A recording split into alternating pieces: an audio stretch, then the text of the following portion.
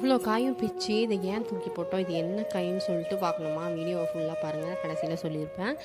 பின்னாடி வீட்டில் வந்துட்டு பலாப்பழம் வந்து காய் விட்டுருந்தது.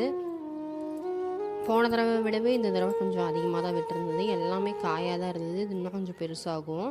யாரெல்லாம் வந்து இந்த அளவுக்கு தொட்டு பார்க்குற அளவுக்கு நீங்கள் வந்து மரத்துலேருந்து நீங்கள் பார்த்துருக்கீங்கன்னு சொல்லிட்டு கமெண்ட் செக்ஷனில் சொல்லுங்கள் எனக்கு. நான் வந்து 2-3 தடவை பார்த்துருக்கேன். ஏன்னா நாங்கள் கேரளா ட்ரிப்பு போயிருக்கோம், நான் ஆஃபீஸ் போயிட்டுருக்கும் போது. அப்போ வந்து நான் வந்து இந்த மாதிரி மரம்லாம் பார்த்துட்டு இந்த மாதிரி தொட்டுலாம் பார்த்துருக்கோம் நாங்கள். அப்போவுமே அது காயாக தான் இருந்தது. அதனால் எங்களால் அதை கட் பண்ணவும் முடியல. அதனால் நாங்கள் விட்டுட்டு வந்துட்டோம்.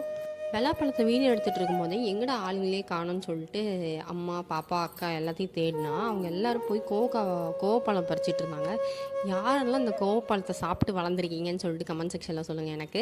90s கிட்ஸ்க்கு மோஸ்ட்டாக இந்த பழம் சாப்பிடாதவங்க யாருமே இருக்க மாட்டாங்க.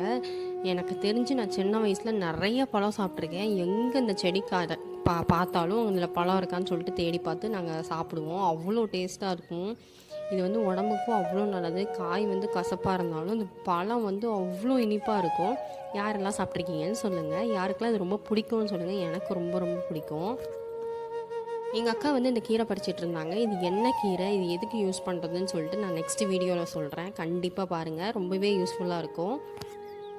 இந்த கொடியை வந்து நீங்கள் ஏற்கனவே பார்த்துருக்கீங்க, யூஸ் பண்ணியிருக்கீங்க அப்படின்னா எதுக்கு யூஸ் பண்ணீங்க, என்ன கீரைன்னு சொல்லிட்டு கமெண்ட் செக்ஷனில் சொல்லுங்கள் இதோட பேரை. பாப்பா வந்து கோவப்பழம் பார்த்ததும் இதுதான் ஃபஸ்ட் டைம், கோவப்பழம் சாப்பிட்டதும் இதுதான் ஃபஸ்ட் டைம்.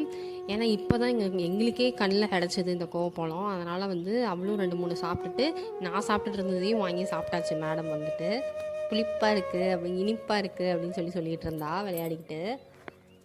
இந்த காய் என்ன காயின்னு பார்த்தீங்கன்னா, இது வந்துட்டு பீக்கங்காய். இது வந்து நொர பீக்கங்கான்னு சொல்லுவாங்க. உடம்புக்கு அவ்வளோ நல்லது. கடைஞ்சி சாப்பிட்டா அவ்வளோ சூப்பராக இருக்கும், டேஸ்ட்டாக இருக்கும்னு சொல்லுவாங்க. எங்கள் பாட்டி வீட்டுக்கு ஆப்போசிட்டில் வந்துட்டு நிறைய செடி படர்ந்துருந்தது. ஆனால் இது எல்லாமே பிஞ்சு பிஞ்சு காயாக இருந்தது. ஏன் இப்படி எல்லாம் விட்டு வச்சுருக்காங்கன்னு தெரியலையேன்னு கூட நாங்கள் யோசிக்காமல் எல்லா காயும் நாங்கள் பிச்சிட்டு வந்துட்டோம்.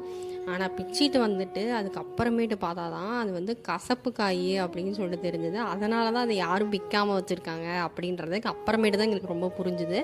அதுக்கப்புறம் நம்ம எல்லாமே போட்டு கடைஞ்சி இது பண்ணாலுமே ரொம்ப பயங்கர கசப்பாக தான் இருக்கும்னு சொன்னாங்க. ஏன்னா நிறைய பேர் பிச்சுட்டு போய் செஞ்சும் சாப்பிட்ருக்காங்க.